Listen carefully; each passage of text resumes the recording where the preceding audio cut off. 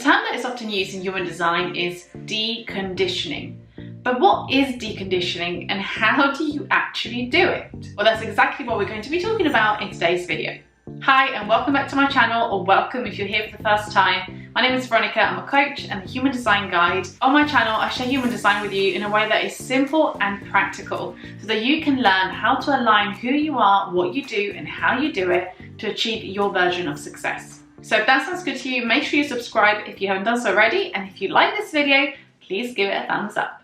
This video is actually the first on a series I'm starting on my channel where we talk about deconditioning in human design. And in future videos, I'm going to focus on specific deconditioning tips for each of the 5 energy types. So let's get started. Okay, so deconditioning, what is it and how do we do it? In order to understand what deconditioning is, we first need to understand what conditioning is. In simple terms, conditioning is all the layers of shoulds and expectations and fears and pressures that we collect as we move through life.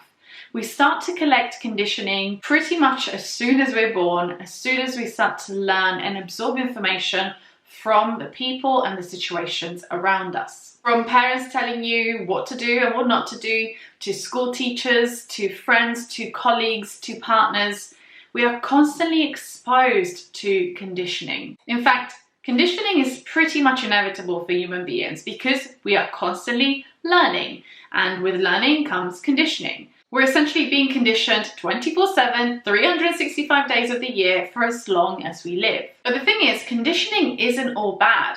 Some conditioning, positive conditioning, helps us to learn, grow, evolve, build our confidence, and pursue the things that we want to do during our life. But on the other hand, negative conditioning is a kind of conditioning that leads you to believe that you are simply not good enough to be the person you want to be and to do the things you want to do.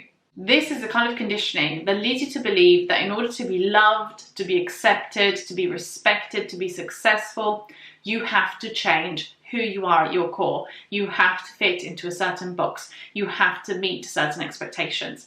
And this is the kind of conditioning that we want to address with the help of human design so that we can get back to fully trusting ourselves, fully trusting our inner wisdom, fully trusting our own gifts and strengths and skills, instead of spending day after day wishing we were something we're not, or even worse, hating who we are and not even be able to appreciate the unique value that we each bring. So how does this fit in with human design?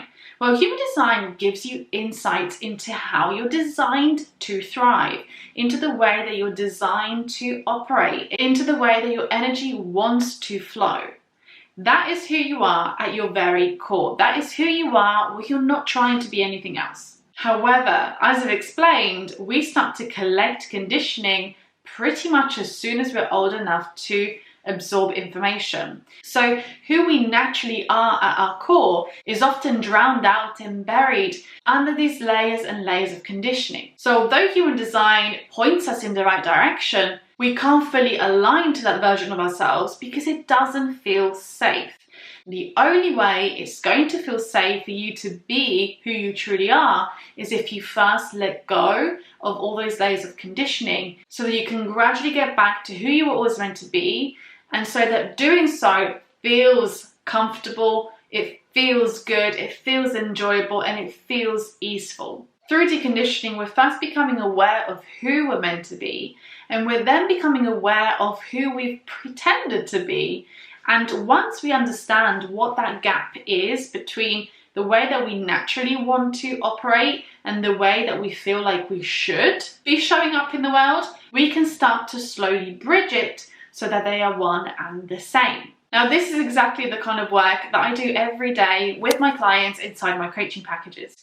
So I want to share something with you that will hopefully help you simplify the process of deconditioning so that you can begin to align to your design. I like to break deconditioning down into 3 different phases. Phase number 1 is awareness. This phase is when you start to recognize that whatever you've been doing in your personal or professional life, or both, isn't working. And if it is working, it doesn't feel good. So at this stage, you're becoming aware that something has to change. Maybe you're asking yourself questions like, surely it can't be this hard. Why is it so easy for someone else to achieve a certain result or feel a certain way, and yet I find it so difficult? What do they have that I don't? Where am I going wrong? What is wrong with me? This is a phase where most people are frustrated or bitter or feel trapped because they know something is wrong, but they don't know how to fix it. And this is often when they come across something like human design. And most of the time what happens is that you'll find this information about your design. Some of it or a lot of it or all of it will resonate with you, but you'll struggle to understand how you go from where you are right now, feeling the way that you're feeling, to actually being in alignment and living your design. Chances are that most of you watching my videos are around phase 1. You've discovered human design, you're like, okay, cool, this could help me, but I'm not actually sure how to use it to help myself or what to do with this information. So then we move into phase 2. Phase 2 of the deconditioning process that I encourage you to do if you haven't started doing it already is the fact-finding phase. This is a phase that I usually help my clients with, but you can absolutely do this yourself. You start to notice where you are not in alignment. You start to notice the thoughts, the behaviors, the patterns that you are displaying day to day that are taking you further away from your design. This is where you start to collect clues. This is where you start to collect the breadcrumbs that show you what is actually happening in your reality, in your lifestyle, on a day-to-day, week-to-week basis that is making you feel out of alignment. What are the things that you're doing that are making you feel like something isn't right? So during the fact-finding phase, you're getting crystal clear as to what is it exactly that is stopping you from living your design, from being in alignment. The next phase, phase 3 in the deconditioning journey, is where you course correct. This is a phase where you start to intentionally make changes, intentionally make shifts to get back on the right tracks. This is when you start to take the actions that are going to get you back on the right path for you and your unique design. What that looks like on a practical level is you starting to show up in your relationships, in your work, in your business, in your friendships, in a way that leans into your unique gifts, your talents, your skills, the things that come natural to you, your inner wisdom when making decisions, your own strategy to create aligned opportunities for you, your own ways of communicating, of processing information, of sharing your gift with the world, and you start to actively manage any of the challenges that come with your design as well. No design is perfect. All designs are perfectly imperfect. And so what we need to learn to do is to double down and leverage the incredible gifts that come with our individual design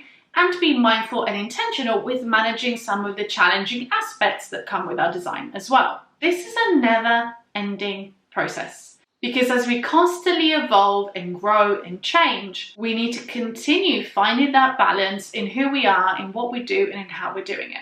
But the biggest difference is that when you are aware of this process and you learn how to do it, you don't go so far off track that getting back on the right path is this massively daunting, scary, hard task. Because every time that you start to notice that you're moving out of alignment, that you're starting to behave in a way that doesn't feel good, that you're starting to make decisions that don't feel aligned, that you're starting to show up as a version of you that you don't like, you will know how to quickly course correct. So instead of it being this massive detour that you have to do to get back on the right track, it'll just be a matter of making small tweaks in order to feel that flow and ease and alignment once again. Now, to help you out even further, I want to give you the 4 B's that you need to be looking at in your life if you are going through your own deconditioning journey. The first B is your beliefs. What beliefs are you holding on to that are currently stopping you from being in true alignment with your unique design? Number 2 is your behavior. What behaviors, what habits, what patterns do you keep engaging in over and over again, often without even thinking about it, that simply don't align with the way that you're actually designed to operate? The third B is boundaries. Now, we all need boundaries. And something that is really important for you to start to look at as you're going through your journey with deconditioning is, what boundaries do you have in place? What boundaries do you lack? Where are you allowing energy leaks to happen? Whether these are emotional, psychological, physical, where are you not being your own champion? Where are you not being intentional with how you use your energy and what you use it for? The fourth B and the fourth thing you want to look at is your body. Maybe consciously you might not be able to put your finger on where it is that you're going off track. You might not be able to determine what exactly is causing you to not feel in alignment. But where the mind can get lost, the body does not lie. So check in with your body. Are you constantly tired, or are you constantly running on anxious energy? Are you sleeping a lot, or are you struggling to sleep? Do you feel tired all the time, or do you feel restless all the time?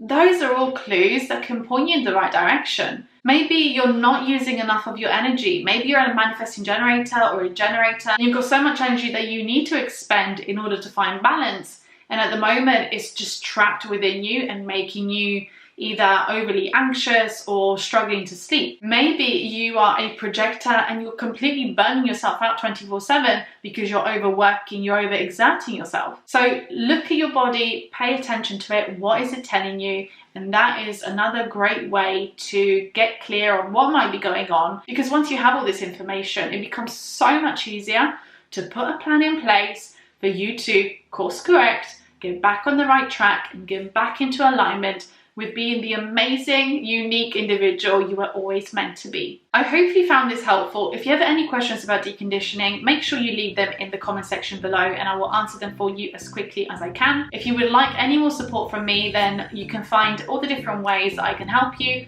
over on my website. The link will be in the description box. I have free resources that you can access. I have paid services that are available to you. So if you're looking for some guidance, make sure you check that out. If you like this video, please give it a thumbs up, as it does really help me grow my channel. If you enjoy this content, make sure you subscribe if you haven't done so already, and I hope to see you here in the next video. Bye guys!